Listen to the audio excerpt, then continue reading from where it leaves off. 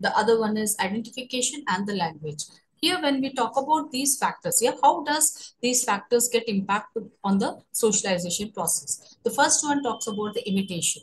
Imitation is something where a child is consciously, unconsciously, sometimes deliberately, spontaneously follow the actions of another individual. So unconsciously, sometimes consciously, deliberately, spontaneously, the child tries to take up the actions of the other person, tries to follow the other person's actions. So what happens is, it is according to Mead, he defines that the self-conscious assumption of another's, the self-conscious assumptions of another's acts or the roles. It can be a role or the assumption, self-conscious assumptions, maybe the person's attitude, maybe the person's performances, maybe all this is going to be followed by other person.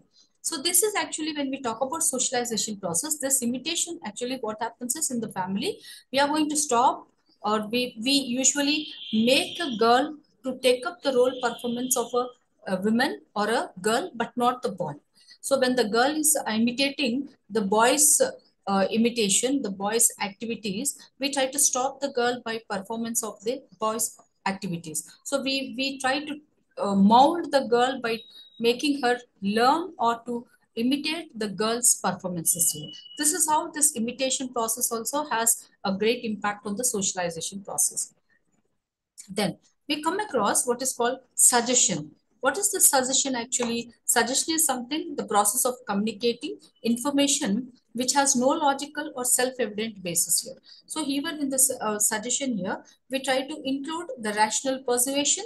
Suggestions influence the behavior of the child here. While suggesting the child as how she should learn and what she should learn here, we find identical suggestions are not given in the case of boys and girls. See, when we try to separate the boy and the girl here, we try to give certain suggestions for boys which are unique to only boys, and the other separate suggestions are going to be given to the girl members here. So this is how, even for the suggestion aspect also, when we are communicating some information to boys and the girls here, we try to separate them, we try to segregate the boy and the girl, and then we try to suggest the girls here separately. So that means even while the suggestion process is going on, this suggestion ideology also has a great impact on the socialization process. That means the way how the communication and the information is going to the child, the girl child. So this is definitely varies from the boy taking the information. So the information the boy get and the information the girl gets is totally there is a variation, and this variation also has a great impact on the socialization process. Then again, we have identification. Identifying in the early childhood, because the socialization process starts from the basic level, the foundation level here, and the primary socialization at the same time, when we talk about at the early age, the child cannot make any distinction. So the child is not in that knowledge seeking, or the child is not in that stage where she can identify or where she can learn that this is what is this here. So she cannot have that separation. So she has no such kind of knowledge here to make a separation. But in the growth process here, what happens is in the natural reaction of the child, she is not conscious here. But as she grows, as the child is growing, she knows of the various objects. She is able to identify with the objects here. What are the objects we have of identification? Here we talk about the toys, the picture books here, and the individuals whom she interacts. So the toy she has, she can identify the toys, she can identify the individuals also. At the same time, the books or other materials, whatever she has here, the objects here. So when she is identifying the individuals, yes, she identify the individual by saying that yes, these are the members with whom I should interact. So this is the process of identification. Even this has a great impact on the socialization process. Then again, we have the language as another factor here. Language, of course, it is a very great impact on the socialization process, where we consider language as a medium of social interaction, and it transmits culture from one generation to the other generation. If there is no language, in the absence of language, of course, they were the size in the early civilized, in the early primitive man, but later on the language has developed, the linguistic aspect has developed here. Through the language, we are able to give the culture to the child, the newborn generation, and this is how we are transmitting our culture based on the language here. So what happens is the child first learns, utter certain words utter certain words. So this is a basic type of learning the language here. So the child learns and tries to utter certain words which has no meaning here. But later on, we gradually, when the child is growing, the child learns the language. The child starts learning the language which is spoken by the immediate family. So because the socialization process, the primary socialization is been in the family, so it is done in the family. So the whatever the family gives her, whatever she is going to internalize in the family, even when it comes to the language also, it is the language which is spoken by the family members, the child is going to internalize and learn. Okay. Then when it comes to the use of certain words, when after learning the language also, when it comes to using of certain words but in the language, the girl is prohibited and restricted for using or uttering the words. Certain words which are not meant to be uttered by the girl, or which is not meant to be used by the girl, but wherein there are no restrictions if it is the case of a boy. So I repeat once again, in the language, when a when the child learns in the process of the growth of her personality, in the growth of the child here, what happens is what the immediate family, whatever the language is spoken in the immediate family, the girl is going to learn the same language. But after learning the language, when girl is also been restricted of using certain words in the language. So these restrictions are only posed on the girl, but not on the boy here. So the boy is in the liberty where he can utter any word in the languages here. So this is how even this language is having a great impact on the socialization process. So hope that we are able to understand the socialization process. And with these factors, we have put an end to this topic called socialization process. Now let us start with the new topic called women issues in the contemporary world. Social issues in the contemporary Indian society here. Okay, what are the issues? What exactly the issue mean? Issue is nothing but certain social problems faced by women in the society. I repeat once again. Social issues, the next topic what we are going to learn today is social issues in the contemporary Indian society. What is issue here? Issue is nothing but they are the problems which the women is facing in the contemporary society in the contemporary world in the Indian society. So here we are talking about certain problems which are faced by the women folk in the Indian society. What are the problems we have? First of all, in the contemporary Indian society, we come across a wide variety of social issues. There are so many, it's not one particular issue, but there are wide variety of social issues related to women itself here, where women is facing all these issues, not the men folk. Okay, in the Indian society, there is still the boys for continuity of the family line. I first let me make this identification. Let me give this importance of highlighting this particular point, where even today in the Indian modern society, even today when we are in the global era, it is the boy which has been given importance, and the continuity is based on the boy's lineage here. So we prefer for a birth of a boy rather than for a birth of a girl. Why? Because the boy is going to continue the lineage of the family. So definitely every family, even in the highly educated families also, they prefer the birth of a son, but not the birth of a girl. It's only because of the continuation of the family line. So it is because it is understood that it is only the boy who is going to continue the line of the lineage of the family, but girls after getting married, they leave the family and they join the new family in the other family, where she is going to continue with the lineage of the other family from her husband's lineage. But here it is the son who is going to continue the lineage of the family members. So this is the reason why even today we have a preference of the son birth, the boy birth, rather than the girl birth. Then again, because of this reason, maybe this is the reason why we have even today in Indian society, the attitude is they go for the female poeticides.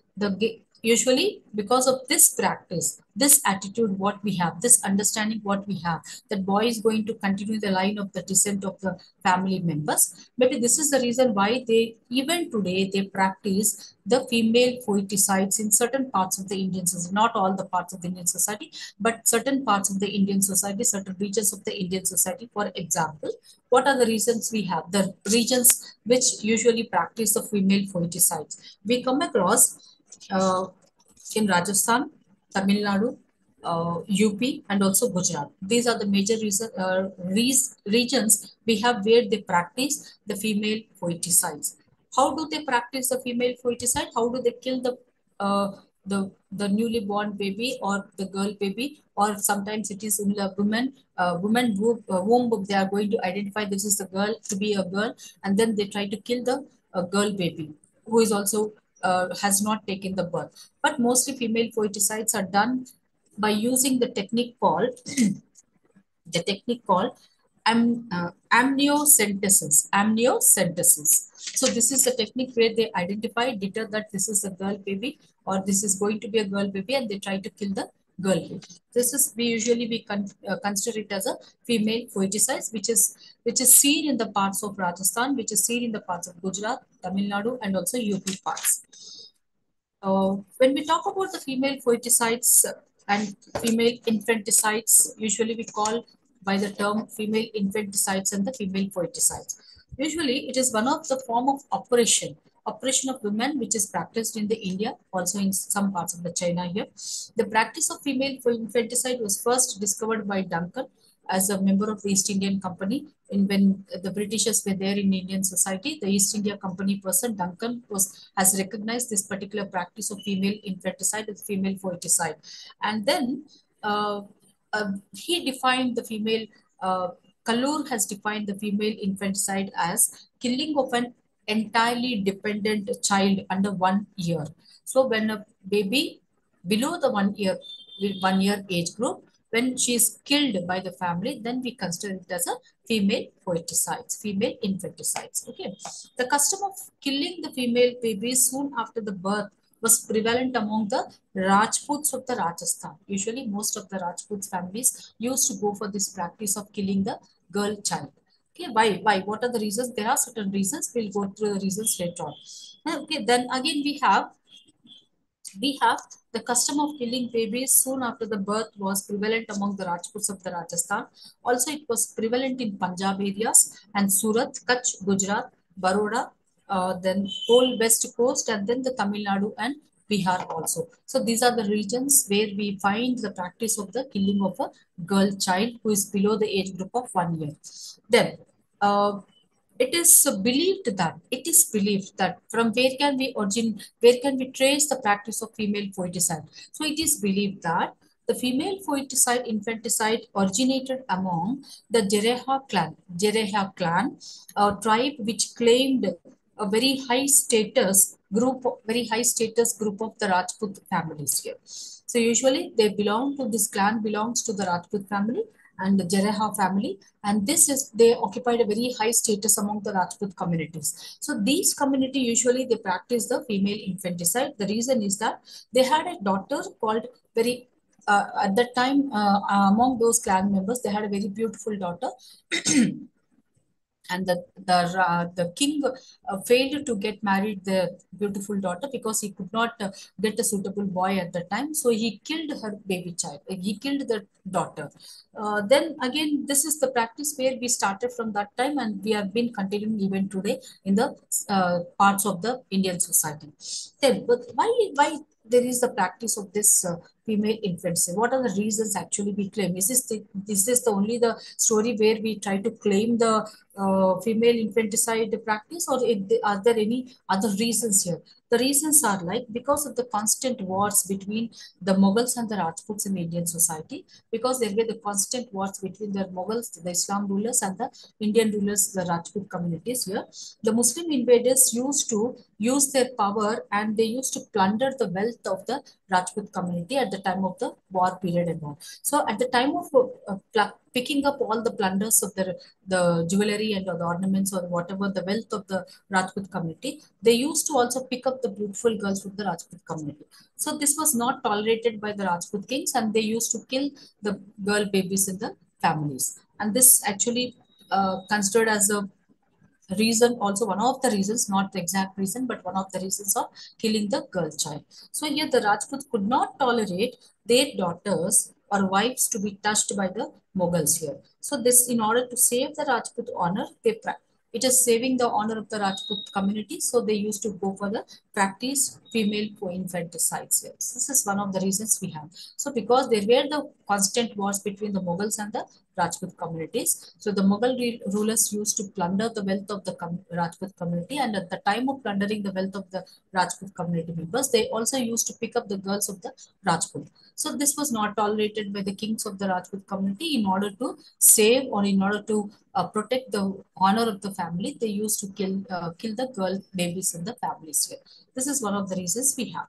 Then the other reason it says that superstitious beliefs. What is this? So India is very much identified or represented with the superstitious beliefs. Of course, even some world communities also have the superstitious beliefs, but we are the much deep rooted with the practice of superstition, believing in the superstitious beliefs and all. So what is the superstitious belief which has been related to the female infanticides here? It says that in some communities, there was a belief that sacrificing a female child, when the family members sacrifice a female child, the next child born will be a male child. If you're killing your first baby who is a girl child, if you kill this girl child who is below 1 year, then the next child will be your son. There will be a birth of a son. This is what the belief system we have, which usually we term it as a superstitious belief system. Okay, then again, it says that also the belief that the birth of a daughter becomes the source of disaster for the father or the root of the family misery.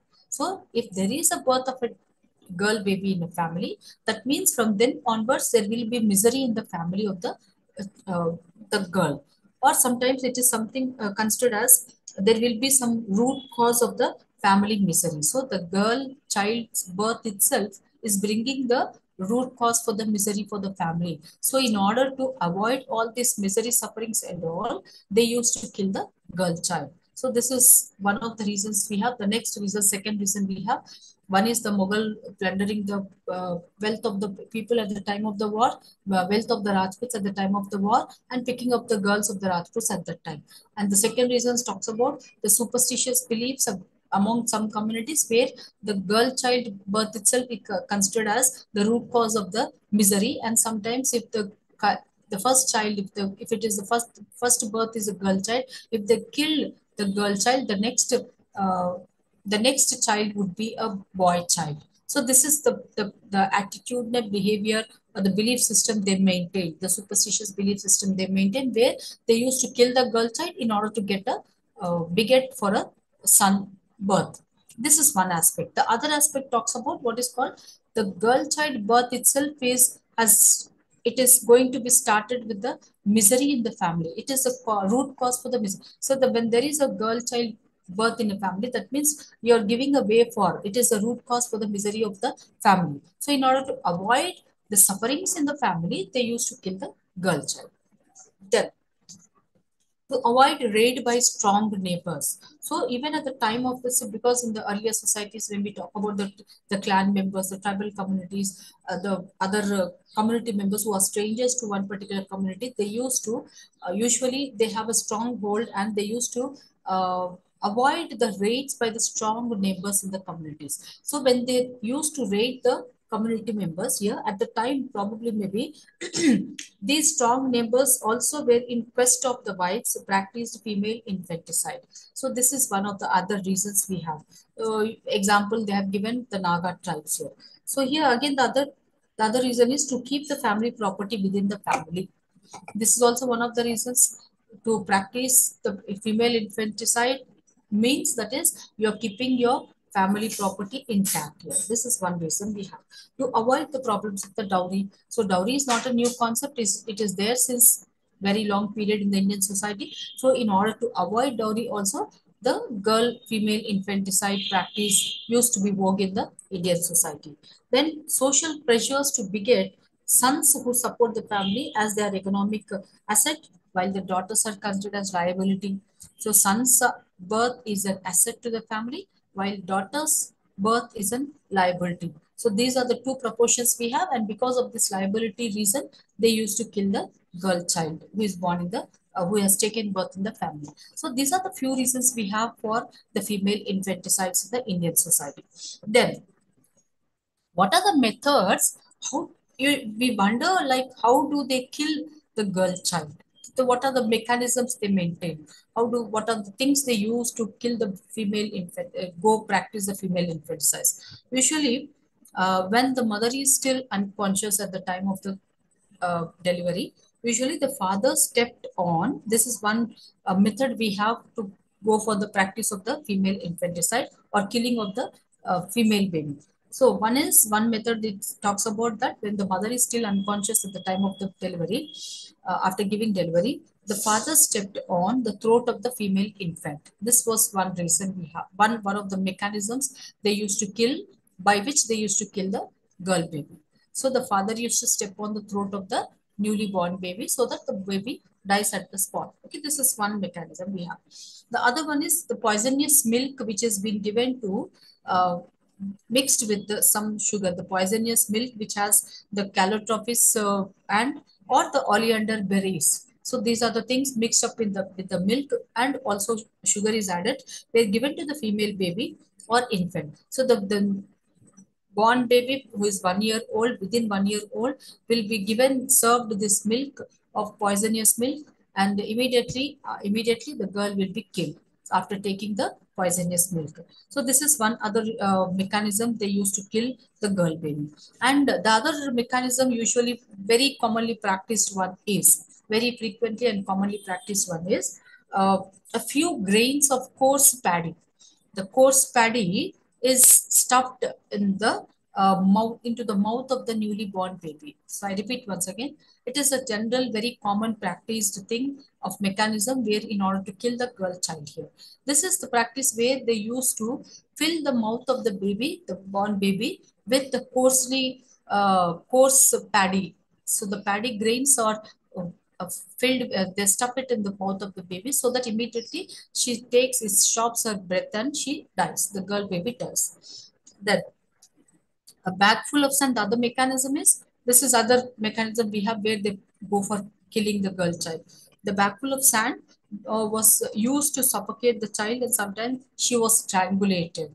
So this is very rude kind of method we have, a very uncivilized kind of practice we come across. Of course, all the practices are uncivilized. The infanticide itself is, the female infanticide itself is an uncivilized practice, but then still, though it has certain reasons, we usually go with the certain mechanisms, and this is also one of the mechanisms where it says that a bag full of sand used to suffocate the child, and sometimes she was strangulated. So by this process also the girl baby used to be killed. Then the heavy dose of opium was given to the child. Heavy dose of opium, it is a drug where they used to give with a very heavy dose to the child, the drug, immediately the child used to die with this opium, heavy dose of the drug. Then at the same time, the child was smothered with a wet towel. So they used to take a wet towel, and they used to tightly put it on the neck of the girl baby, and she's smothered here. So this is other process of mechanism where the girl child is to be killed. So these are the mechanism they maintained, or the way how they used to kill the girl babies in the Indian society, very specifically when we talk about the female infanticides. And the other one is like the baby was stuffed in a clay pot filled with milk. So the baby is stuffed into the clay pot which is filled with the milk, and this is the practice in Bihar. Large scale female infanticide is done in Bihar by dais or traditional midwives. So the midwives who used to deliver the babies also, they used to kill the female infant. They used to also kill the baby child here. So in Bihar, these type of deaths are termed as Saurigar deaths. So in Bihar, we consider this death, the death of a female infanticide, as Saurigar deaths. That means it is nothing but something where they feel that they're not doing something a sin, but it is a compulsory accepted ones here. Aditi, a non-governmental organization, had done research in Tamil Nadu on female infanticide, where it says that in the drought, the poverty-stricken village of Usilampatti in Madurai district of Tamil Nadu, female infanticide is said to be a common phenomenon. So this is a case study we have done by one of the organizations called Aditi, a non-governmental organization, the NGO sector, where they have taken one particular village called in Tamil Nadu, the Usilampatti in Madurai district here, where the female infanticide is a common practice because of the poverty-stricken reason in that particular village. Then we come across, yes.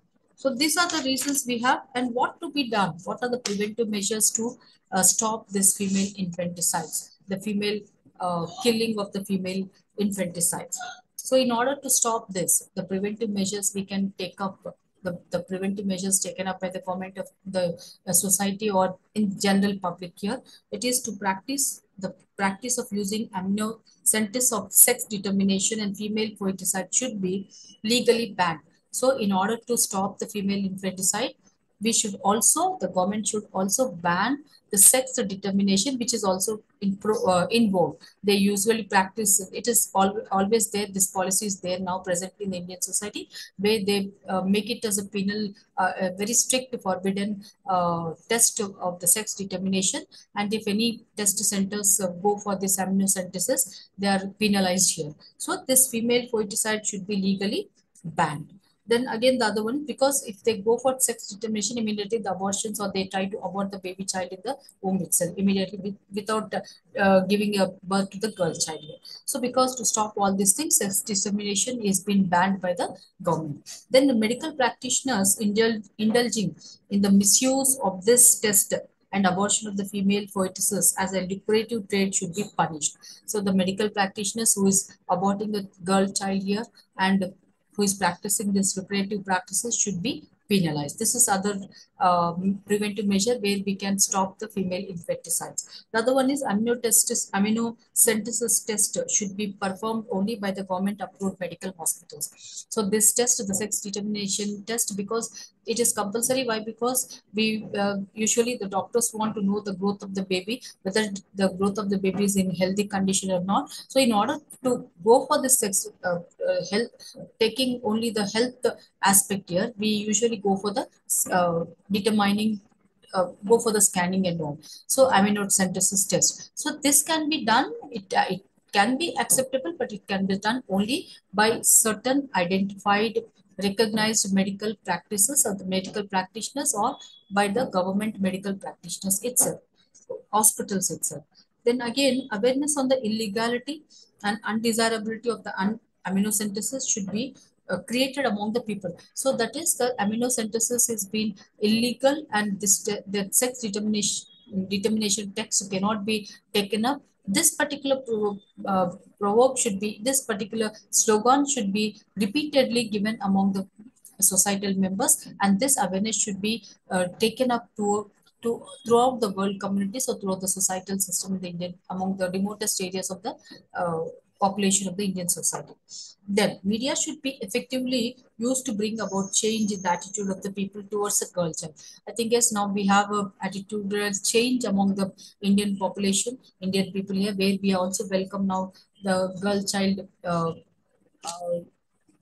accepted in the families, among the educated families even today. But then still there is the attitude which we even today we prefer for more than a boy birth in a family, but rather than a girl birth. But this attitudinal change has to come in a lot of way, in a bigger way.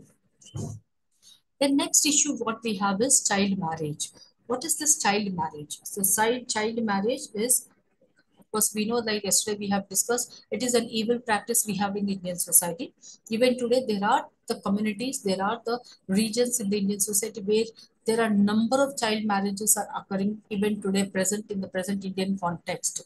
So here, which has been there in the Indian society from the post-Vedic period itself, and received a religious and social sanction. So it has a sanction in the society, religious as well as social sanction. So that means the family feel it as a privilege, family feel it has been accepted by the system, and then they go for the child marriages actually. Then actually when we talk about the marriages were solemnized for girls, children below 9 to 10 years, in a patrilineal societies where considerable concern for ritual purity is emphasized.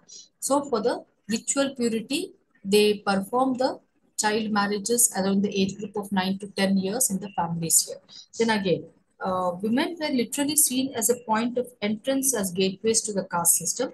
If men ritually low status were to get sexual access to women of higher status, they not only go for the, not only maintain the purity of the women, but that the entire group would be endangered.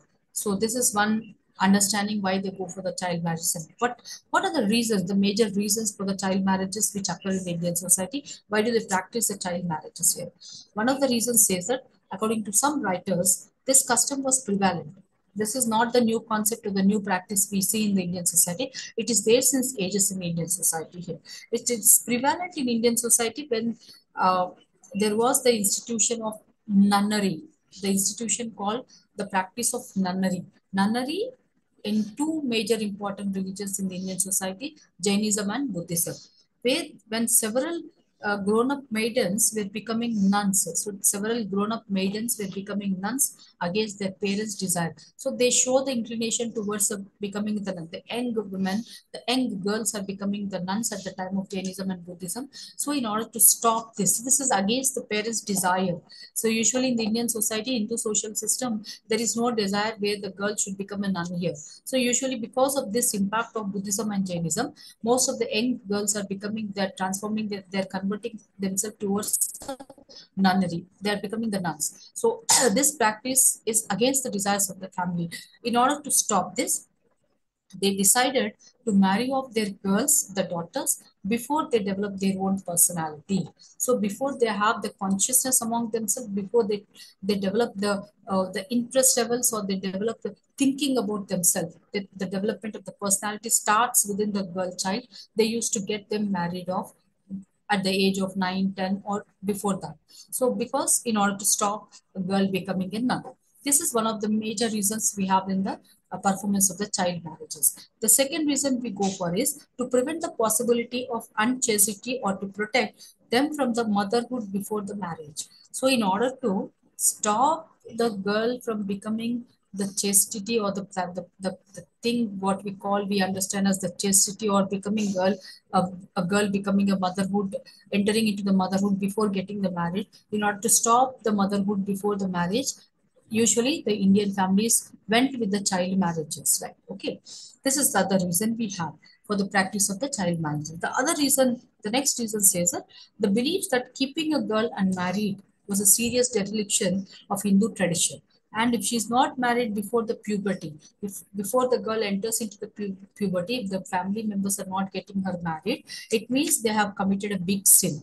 So this is one of the belief system we have in the Indian society, in the social organization. So before the girl enters into the puberty, the girl should get married. So if they're not performing the marriage before this, that means the parents are committing a big mistake or big sin. So in order to avoid the sin taking, they usually perform the girls before the puberty, the marriage of a girl child. Then, apart from this belief, there is other belief that the menstrual cycle of the daughter burdened the father within a sin and infanticide, and the belief that an early marriage meant a son after puberty. So the early marriage meant a son after puberty. This is also one of the belief we have, where most of the families went with the practice of the child marriages. The next reason says that the belief that a girl before puberty gets adjusted well in the in-laws family. Yesterday we have discussed it. The socialization, early socialization, the primary socialization, immediately she used to get only in the in-laws family, say at the age of 8, 8, 9, 10. So below that, when she gets married, before that, when she gets married, she used to enter the in-laws family, and the early primary socialization used to occur only in the in-laws family. So in order to make the child very familiar with the in-laws family and accept the in-laws family members as her own family members, they used to perform the child marriages before the puberty for a girl.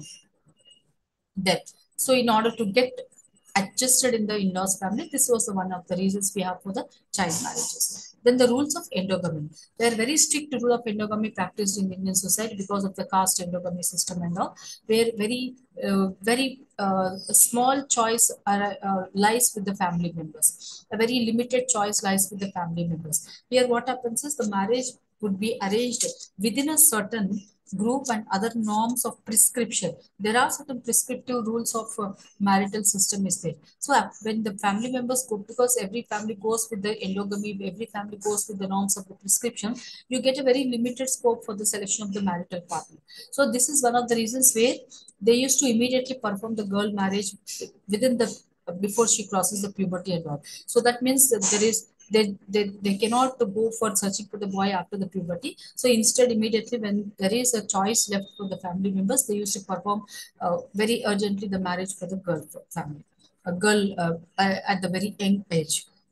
Then the child marriages are prevalent in caste and tribes where there is a custom of bride price. Then to protect women from the lust of upper caste groups who are economically powerful. So where there is the bride price practice, they used to perform the early child marriages. So the girl used to get early child marriages to avoid the bride price for the girls here. This is other reasons we have, and to avoid the lust of the avoid the lust of the economically stronger persons, they used to perform the girl child marriages.